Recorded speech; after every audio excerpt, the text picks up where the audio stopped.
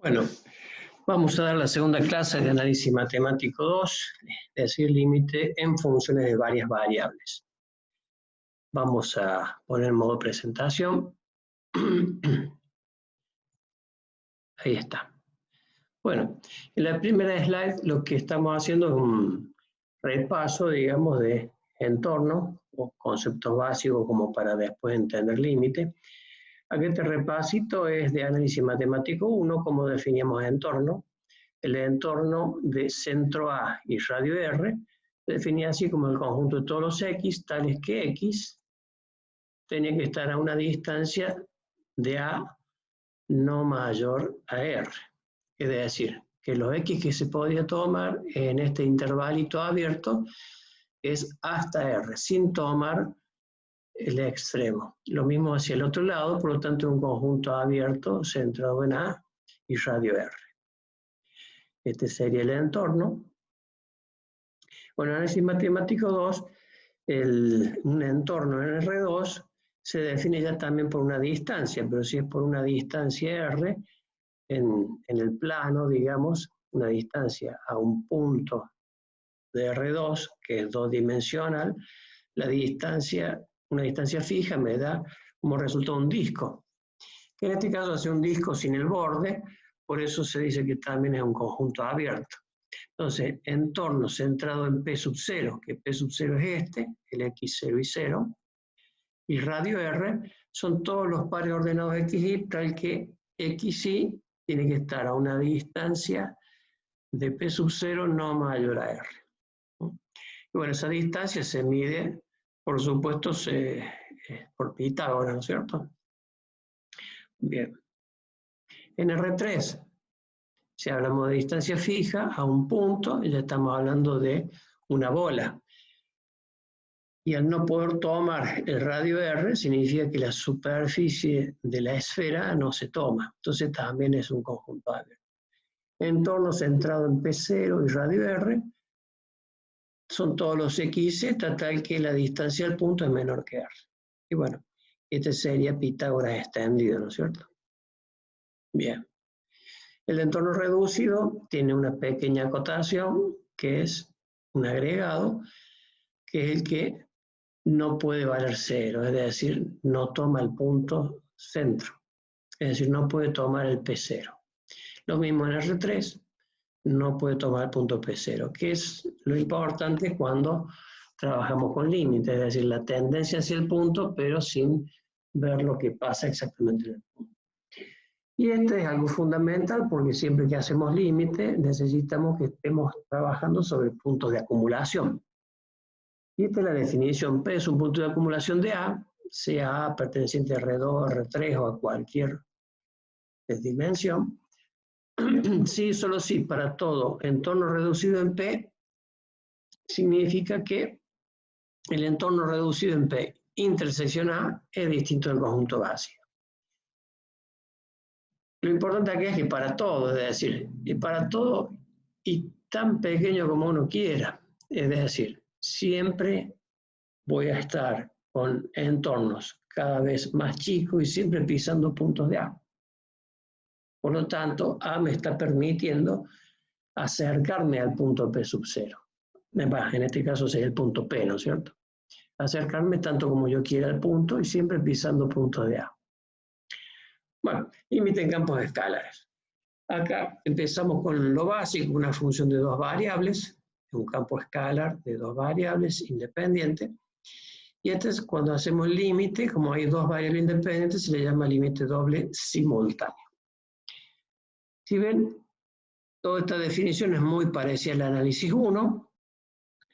Lo único que ahora tenemos funciones de dos variables independientes. Límite de f de xy es igual a L, cuando x tiende a un punto fijo, x0 y 0, siempre y cuando ese punto fijo sea punto de acumulación del dominio.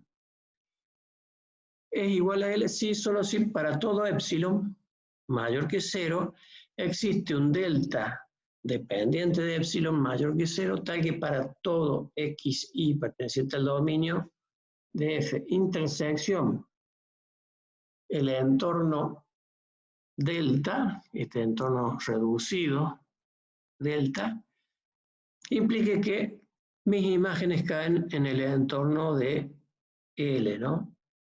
Es decir, a una distancia, es decir, mi f de xy tiene que estar a una distancia del límite no mayor a epsilon, menor a epsilon, y eso es para todo epsilon. Eso significa que yo me estaría acercando cada vez más para todo epsilon, generalmente cada vez más pequeño, los elijo cada vez más pequeños para poder acercarme al límite. Si se cumple esto, el límite existe. Bien.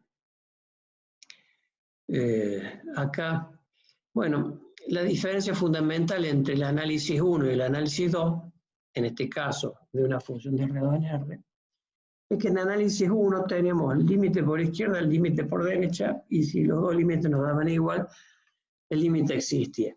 En este caso, como el punto del dominio, el P sub 0 o X0 y 0, está en el plano, puedo llegar a él por infinitas curvas, por rectas, curvas cuadráticas, cúbicas, cualquier tipo de curva. Por lo tanto, esa es la diferencia fundamental. Y acá estaría la explicación un poquito del sentido del límite, ¿no? Del límite doble. He elegido una superficie tipo paraboloide invertido,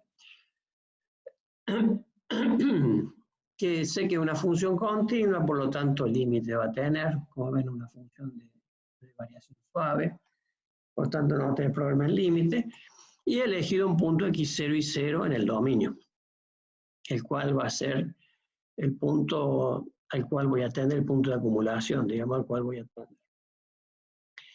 Este punto de acumulación me da una imagen que en realidad le voy a llamar L ahora, para hacer la idea de la definición del límite. La idea básica es que para todo epsilon, el epsilon se elige como parte del radio, digamos, como el radio, de distancia desde el L. Es decir, las posibilidades que tiene fx de tomar son estas. Si me voy afuera, significa que en una de esas no tengo límite. ¿Pero qué dice la definición? Dice que el límite de f es igual a L si para todo epsilon, acá elegí uno grande como para poder verlo, existe un delta dependiente de epsilon. Como ustedes ven acá, yo he elegido radio desde L, epsilon. Hacia el otro lado, menos epsilon me da L menos epsilon, L más epsilon. Esto me genera un puntito acá y otro puntito acá. Me generan radios. Me genera lo que llamo el delta. Fíjense, acá tengo esta distancia es un delta 1, esta distancia que está acá es un delta 2, y por lo tanto yo voy a elegir el menor. El delta, pues yo digo, epsilon me define un delta, el delta es dependiente de la epsilon, y en este caso el menor, el mínimo de los dos delta que tengo. Tengo dos delta porque es una función lineal, como este paraboloide, ¿no es cierto? Entonces, si me fijo, de este lado tengo más grande y de este lado más chico. Si yo eligiera el más grande, tendría un delta, un radio del entorno del x0 y 0 más grande, ¿no es cierto? Con el delta 1, que haría que tuviese una circunferencia mayor. Entonces, todos los puntitos que yo tomara de este lado dentro del delta 1, me caerían fuera del intervalo dado por el epsilon, del entorno dado con el radio epsilon. Por lo tanto, tengo que elegir siempre el más chiquito.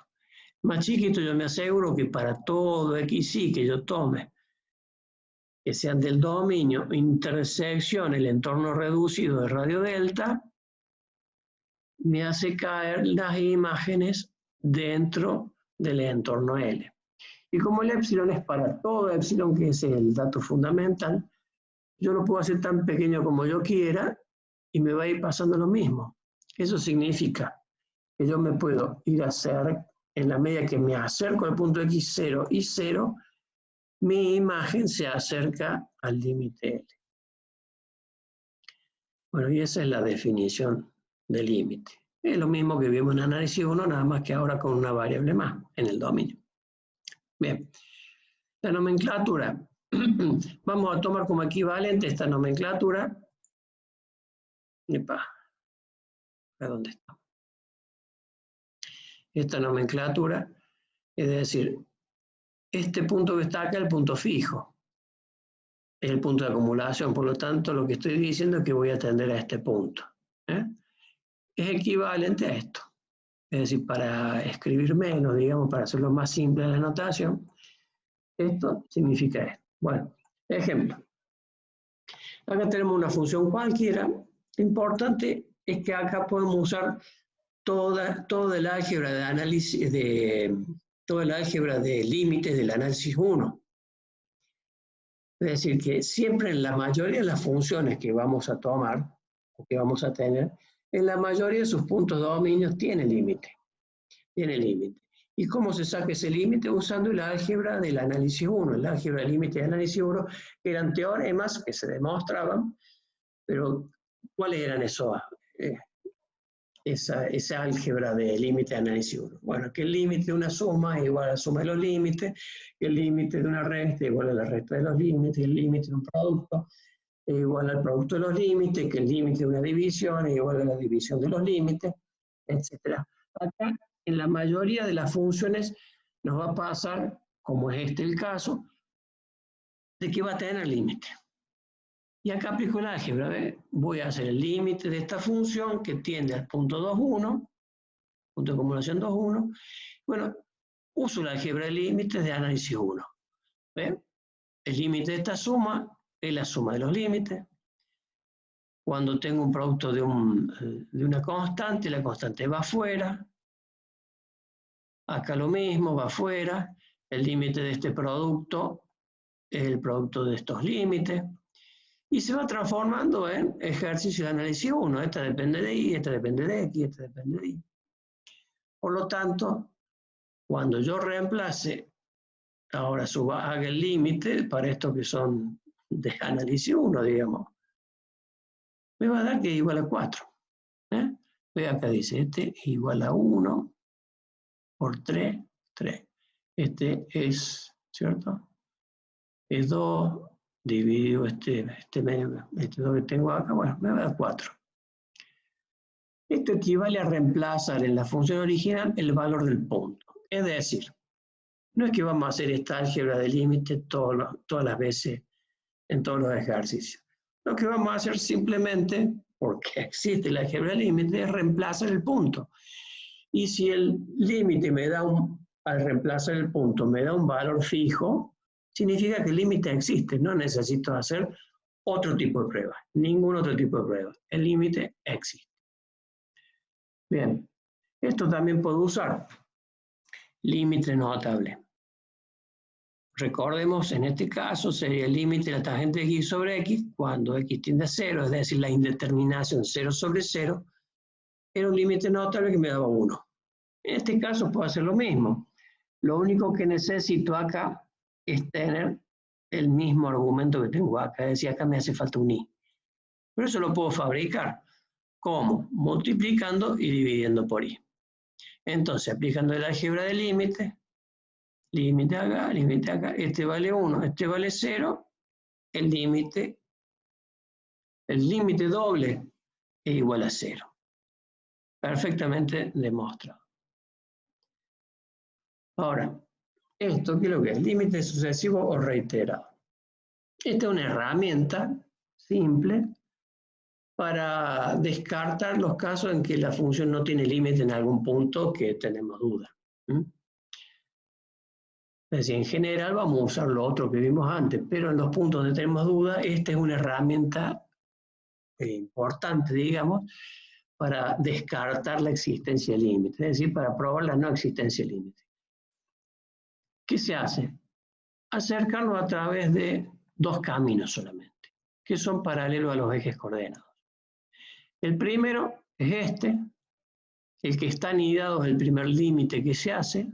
En este caso, como hago variar solamente y, significa que el X está permaneciendo constante, ¿no es cierto? Entonces, si yo parto de acá y hago variar Y, significa que esta primera expresión es el camino verde.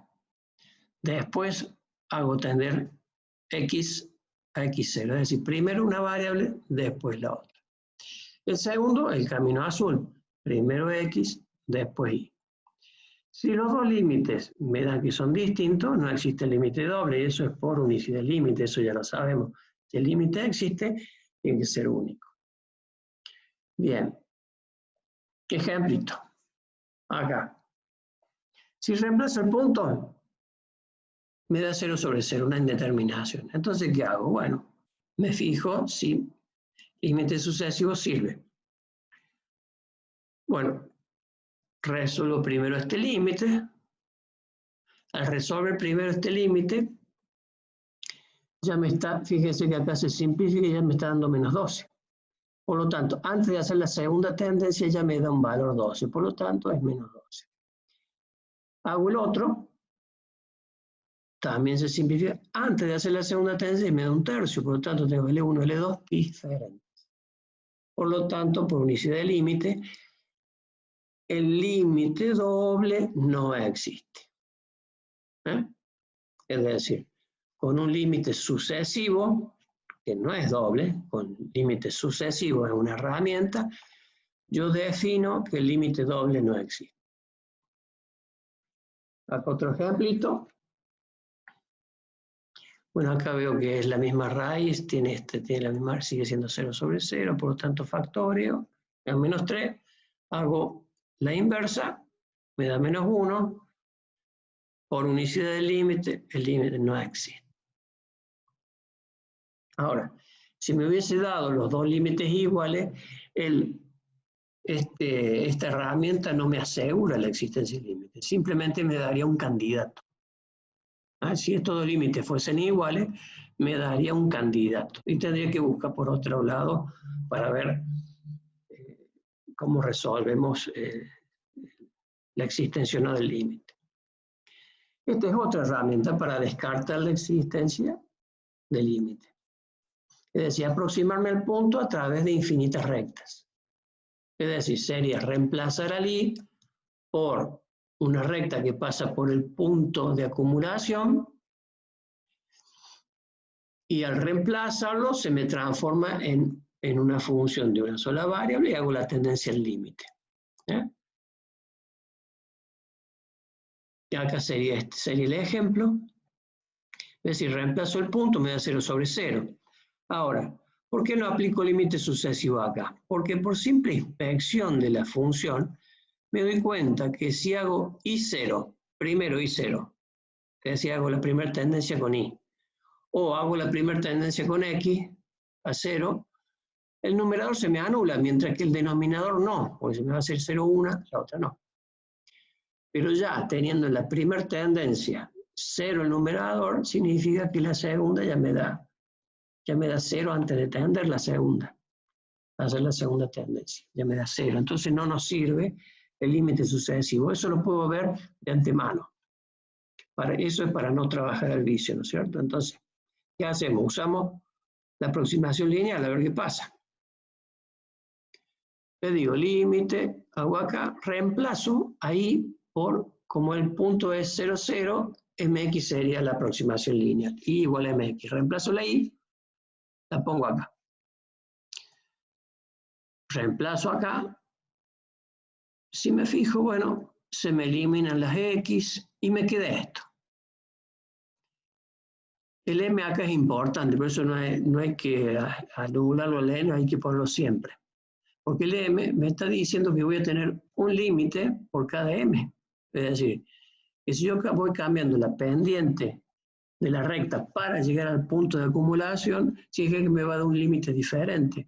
Entonces, tenemos valor de L por cada valor de pendiente de la recta de aproximación. Entonces, el límite doble no existe. Es decir, es otra herramienta más. Aproximación cuadrática es otra herramienta más para lo mismo, para descartar existencias de límite. La no existencia o verificar la no existencia de un límite. ¿Cómo es? Reemplazamos ahí por esto. Esta es una parábola que pasa por el punto x0 y 0, por el punto de acumulación. Cuadrática. A veces puede ser necesario hacerlo al revés. O sea, x, y acá y, y acá y, y acá x. A veces puede ser necesario hacerlo al revés. Bueno, este es un ejemplo típico, que acá por simple inspección me doy cuenta. Si hago límite sucesivo me pasa igual que el anterior. Es decir, si empiezo por y haciéndolo 0, o empiezo por x haciéndolo 0, me va a dar 0 antes de hacer la segunda tendencia. El denominador no se me anula en la primera tendencia. Ya sea empiece por una variable o empiece por la otra. Entonces el límite sucesivo no me va a hacer. La aproximación radial, si yo pongo acá mx, que sería el conjunto de rectas que pasan por el 0, 0, me va a quedar algo con x al cubo.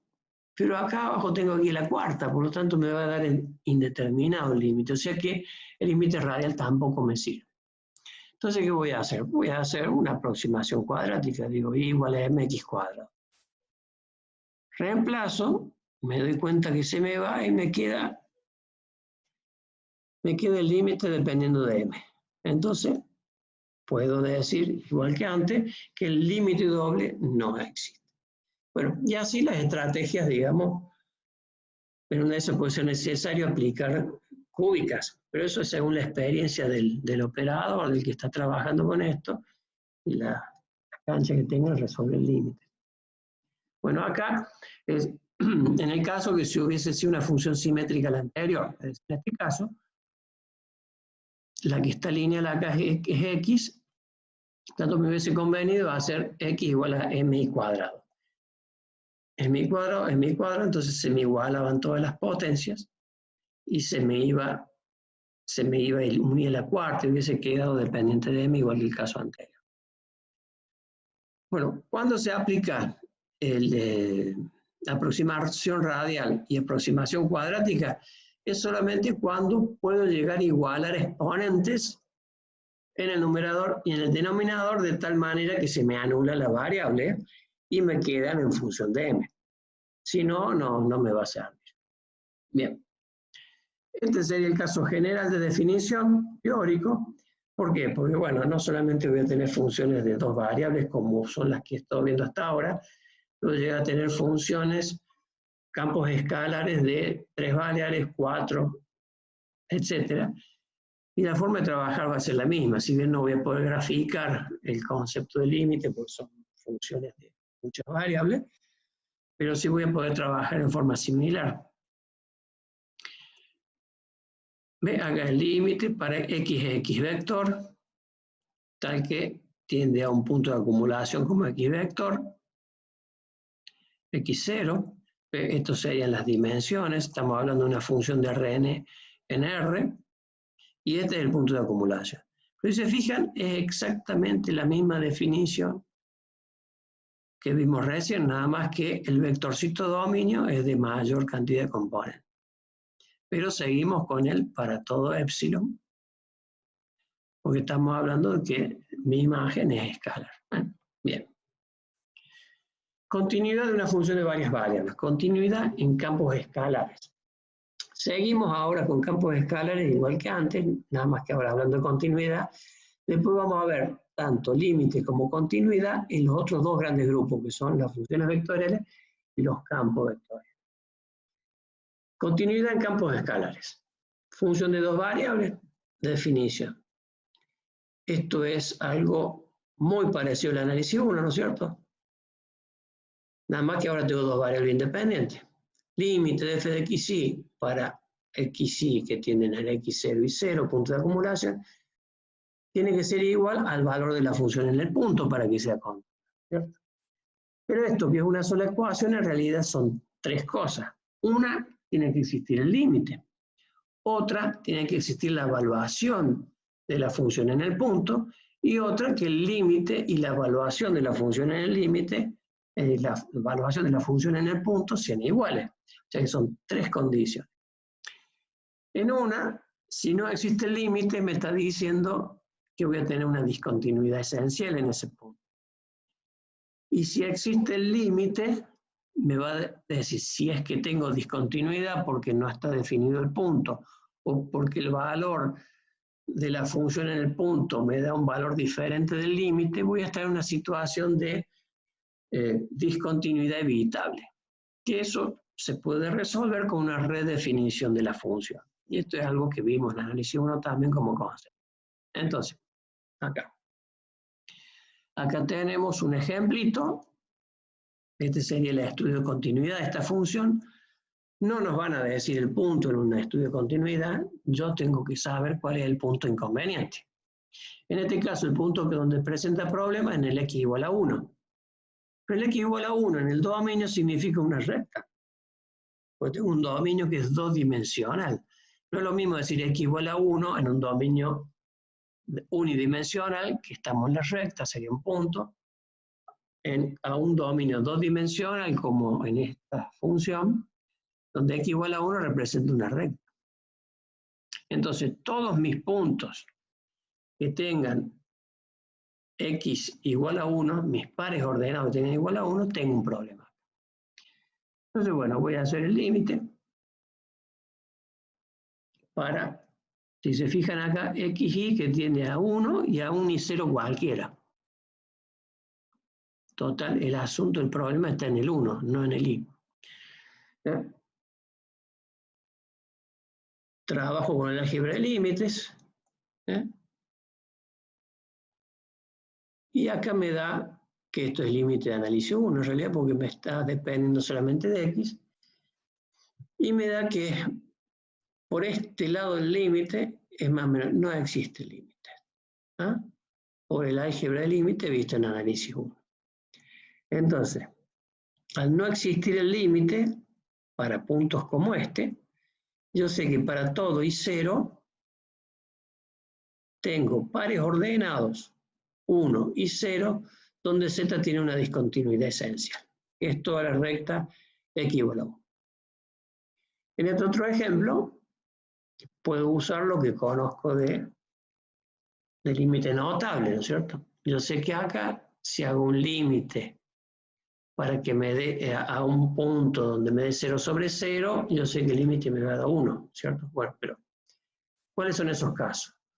Para la recta x igual a 0, estamos en un dominio dodimensional, no es punto x igual a 0, es recta x igual a 0, es decir, para todos los 0 y 0, todos los pares ordenados que tengan componente x0, voy a tener un límite, va a ser 0 sobre 0, argumento y argumento abajo, el límite es 1.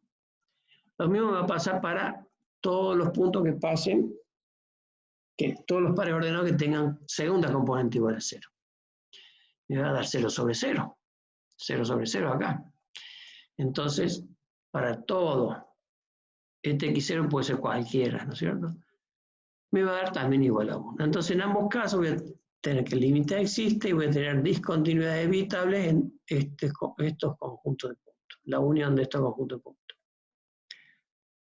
Bueno, en caso general, bueno, si tengo funciones de más variables, ¿no es cierto? Donde x puede tener n componentes y el punto de acumulación va a tener n componentes.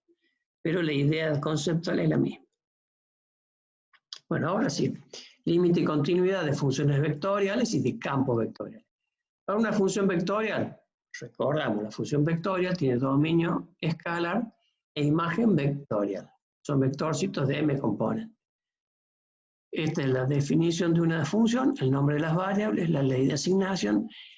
Para que el límite de una función vectorial exista para un t, para t que tiende a un punto de acumulación t sub 0 en el dominio, de una sola variable, tienen que existir los límites de cada función componente. O sea que el límite de una función vectorial existe si existe el límite de cada componente de la función vectorial. Y si se fijan, cada función componente es una función del análisis 1. Entonces, pero tienen que existir todos los límites para poder decir de que la función vectorial tiene límite. Con que haya una sola componente que no tenga límite es suficiente para decir que el límite de la función vectorial no tiene límite. Y se puede especificar por qué causa. Acá no he definido la continuidad, pero es el mismo concepto. Es decir, va a ser continua si existe el límite y si además es igual al valor de la función en el punto de acumulación, ¿no es cierto? Bien. Entonces, acá lo fundamental es saber cómo trabajar con el límite, ¿no? Entonces, acá sería el trabajo de ver en este ejemplo un estudio de continuidad que afecta a la idea de límite y afecta al concepto de continuidad. En este caso tenemos una función de R en R2, una función vectorial ahí. Nos fijamos que la primera componente no tiene problemas, la segunda componente tiene algún problemita justo en t igual a 1. Entonces, hacemos el límite para que tiene igual a 1. Bueno, el límite tiene, porque si se fijan, cuando yo reemplazo el 1 me da 0 sobre 0, que es la indeterminación del límite notable. Por más que tienda a 1, el argumento es el que tiende a 0. Me da 0 sobre 0. Entonces, esto va a ser 1 por límite notable. Y esto me va a dar 2. Si se fijan, acá por primera vez estamos viendo que tenemos un límite que es vectorial. ¿Por qué? Porque la función es vectorial. Y cada componente tiene su límite. Entonces, cada componente va a tener su límite. Que no tienen que por qué ser iguales cada uno, como en este caso son diferentes. En este caso, debido a la primer componente, estamos explicando, f de t tiene una discontinuidad evitable en t igual a 1. Campo vectorial. Bueno, en campo vectorial nos va a pasar exactamente lo mismo. Es decir, esta es una función, un campo vectorial.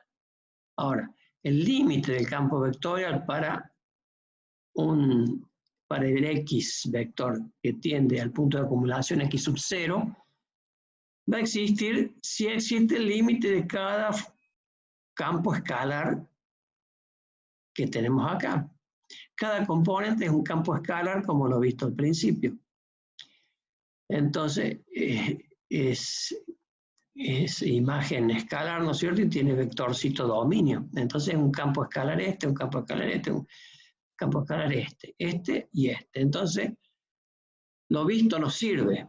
Lo único que hay que tener cuidado porque el límite de un campo vectorial existe solamente si existen cada una de los límites de las componentes.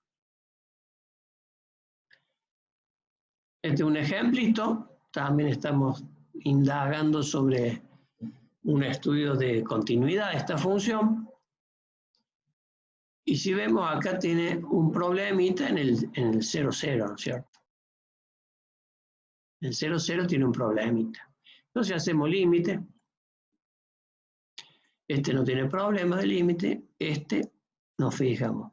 Para la segunda componente, la aproximación lineal parece adecuada. ¿Por qué? Porque me igualaría exponentes. A reemplazar por mx acá y mx acá, después se me iría la variable x y me quedaría en función de m. Entonces, acá lo estoy resolviendo, trabajo solo con la segunda componente, que es la más complicada, y me fijo que depende de m, entonces no existe. Entonces, debido a la segunda componente, tiene una discontinuidad esencial en el 0, 0. Bueno, y allí hemos terminado la clase. Por lo tanto, vamos a parar la grabación. Espero que le haya servido. Nos vemos en la próxima.